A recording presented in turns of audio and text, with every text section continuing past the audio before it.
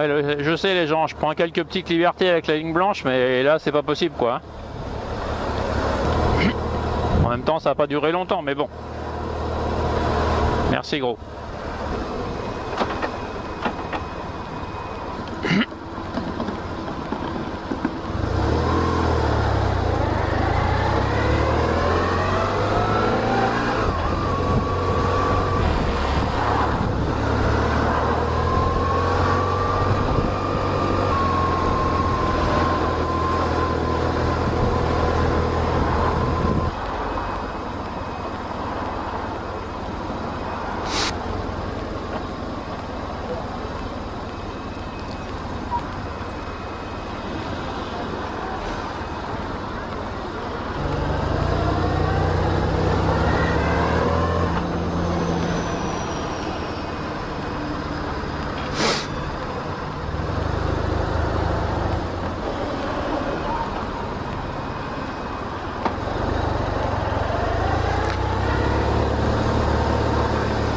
J'étais tranquille, j'étais peinard, assis sur la BM, à vouloir faire une balade dans ma belle région des Landes. Eh bien, mal m'en a pris, car j'avais oublié que juillet, août, eh ben, ma région ne plaît pas qu'à moi. Touristes et promeneurs, on est en juillet, août, profitez bien de ma région. De toute façon, il me restera les 10 mois de l'année. Petite ode, les gens, bah là vous n'êtes pas rentrés les gars quand même. Hein. Alors moi je fais ma petite balade du matin, je vais faire 2-3 courses et je vous fais voir en live ce que c'est que la saison chez moi. Alors je suis pas en train de vous dire que les touristes font chier, tout ça, c'est pas du tout mon propos. Avant eux j'ai été touriste et ils ont bien raison de venir ici profiter de ce cadre exceptionnel là. Il faut bien dire que moi j'ai de la chance, je suis en moto, eux ils sont pas arrivés.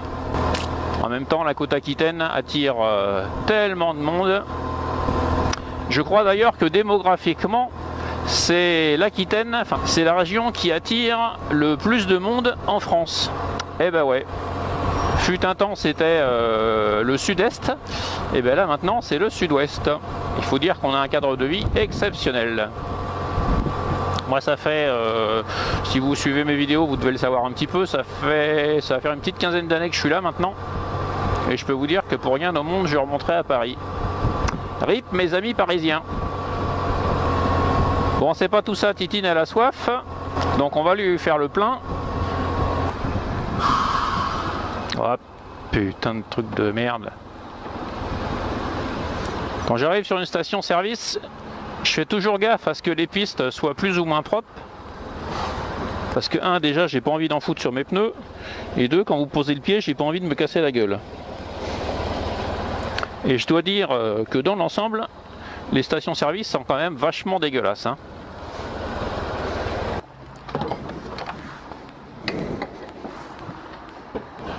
Voilà.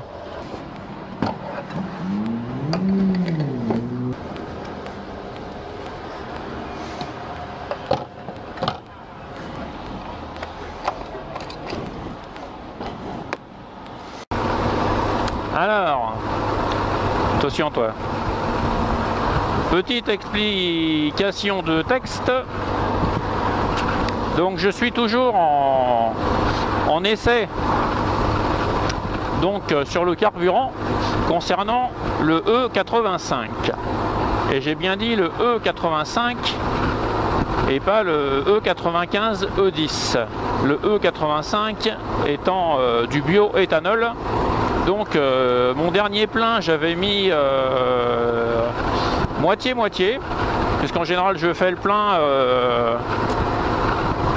moi j'ai un réservoir de 30 litres avec la réserve, quand je mets le plein je mets à peu près, en général je m'arrête entre 20 et 25 litres.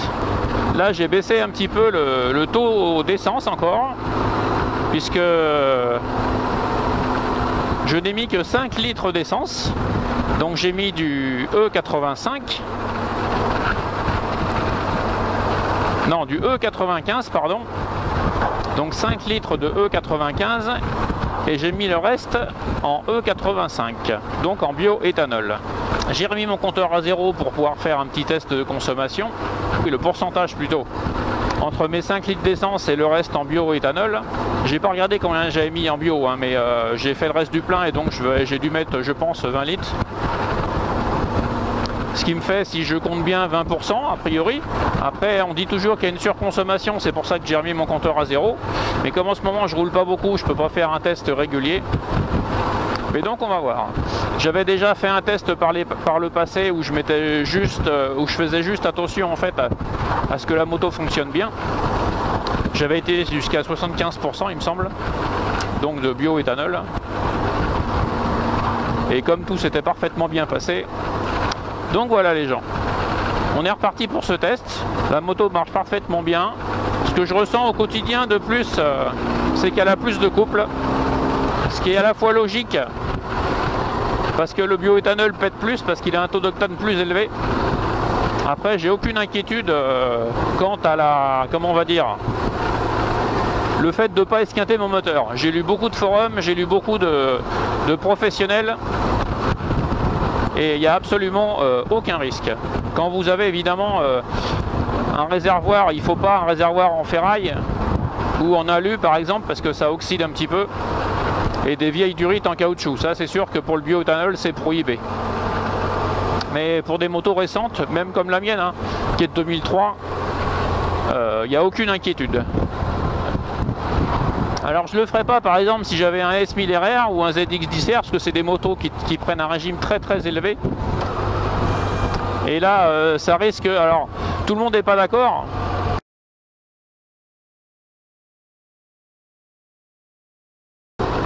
Et là je vais me prendre la flotte dans la gueule. Bon là on est en train de se choper un bel orage. Alors, tant que je roule c'est pas grave, parce que la pluie passe un peu à côté, je vais avoir un peu les épaules mouillées mais rien de bien méchant. Par contre il ne faudrait pas qu'on s'arrête, parce que je serai obligé de mettre l'habit canari jaune fluo. Bon mais je pense que c'est une question de 5 minutes.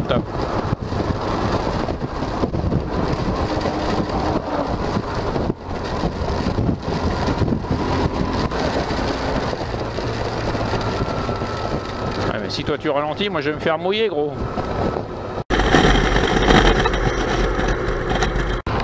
Alors je vais vous expliquer un petit truc, je sais pas trop si vous le savez ou pas, mais comme ça vous le saurez. Il n'y a pas longtemps, j'ai été chez Decathlon m'acheter des lunettes de soleil, parce que les miennes, en fait j'utilisais les mêmes lunettes sur mon vélo que sur la moto, et elles avaient bien vécu, elles étaient pas mal rayées, je commençais à plus voir grand chose à travers. Donc je vais chez Decathlon, pour pas le citer, changer mes lunettes, donc racheter une paire de lunettes de soleil. Et je m'achète une belle paire de lunettes, vert polarisé, coefficient 3, avec une belle couleur un petit peu rouge, vous voyez comme on voit sur les visières iridium, tout ça là. Le problème c'est que des verts polarisés, eh ben, ça reflète, c'est-à-dire que ça reflète sur les compteurs. C'est-à-dire qu'en fait, j'y voyais pas grand chose. Ça me faisait un espèce de voile arc-en-ciel. Alors sur la moto c'est impossible de lire mes compteurs. Et là je voyais que Chihuahua, rien du tout. Alors techniquement je pourrais pas vous expliquer pourquoi le polarisant, ou je sais pas comment on appelle ça, le polarisant, ça fait cet effet un peu arc-en-ciel. Mais le fait est que j'y voyais rien. Donc j'ai été me les changer. Je me suis racheté à peu près les mêmes. Donc des lunettes monture plastique Made in China comme on voit partout, hein. De toute façon on n'a plus le choix maintenant, on n'a que ça. Et par contre c'est pas des verres polarisés, donc j'ai pris des numéros 4 parce que chez moi il y a comme on est au bord de la mer, et le 4 en fait c'est parce que vous avez des lunettes qui sont très filtrantes. Elles sont très, pas très foncées mais très filtrantes, enfin si elles sont foncées mais surtout très filtrantes. Enfin bref, moi chez moi je peux supporter des lunettes numéro 4. On vous conseille en général les numéros 4 de ne pas les mettre pour conduire. Alors techniquement là aussi, il faudrait qu'on m'explique pourquoi, j'en sais rien. Mais moi pour conduire ça me dérange pas. Et donc le fait qu'elle soit pas polarisante, je revois tout mon tableau de bord nickel. J'ai plus de reflets, plus rien, et ça se passe très bien. Voilà les gens, c'était l'instant minute consommation. du daron d'Aquitaine.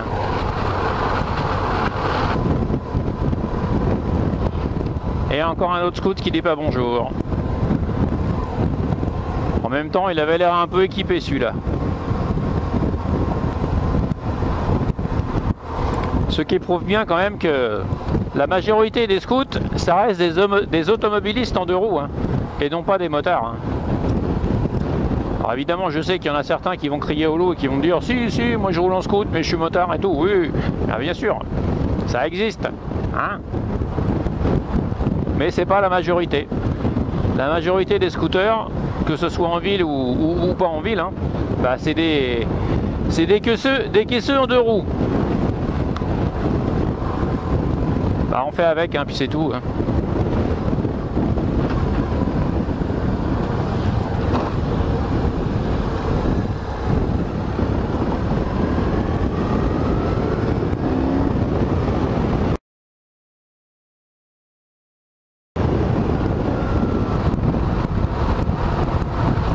Allez, on va se retenter un petit scout, les gens.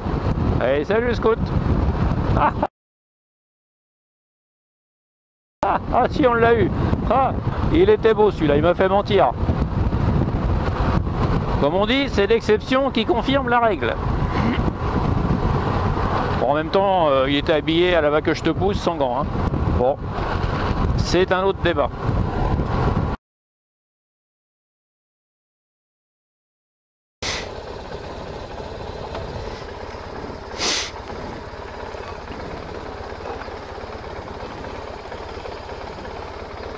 Donc point mort. Puis voilà. Ah mais tu vas voir. Hein.